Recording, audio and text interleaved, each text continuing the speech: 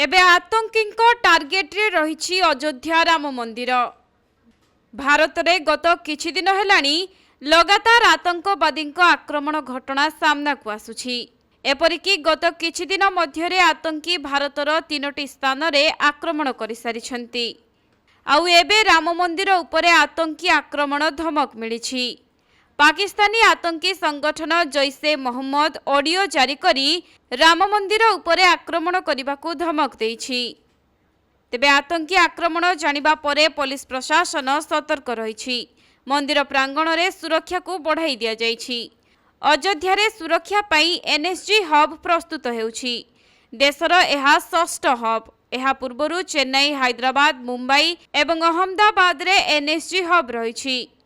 तेबे सरकार एभली आतंकी हमला को देखि एनएसजी हब प्रस्तुत पाई निष्पत्ति नेइछन्ति एवं एठारे एनएसजी हब प्रस्तुत हेबा परे ब्लैक कमांडो मध्य नियोजित हेबे। सूचनायोग्य जे अयोध्या रे राम मंदिर आक्रमण पाई धमक देइथिबा आतंकी संगठन जैसे मोहम्मद पूर्वरु एठारे आक्रमण करि सारिछि।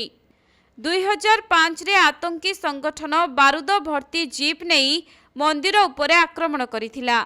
एही आक्रमण परे देश रे सुरक्षा व्यवस्था को नहीं प्रश्न सृष्टि होइथिला।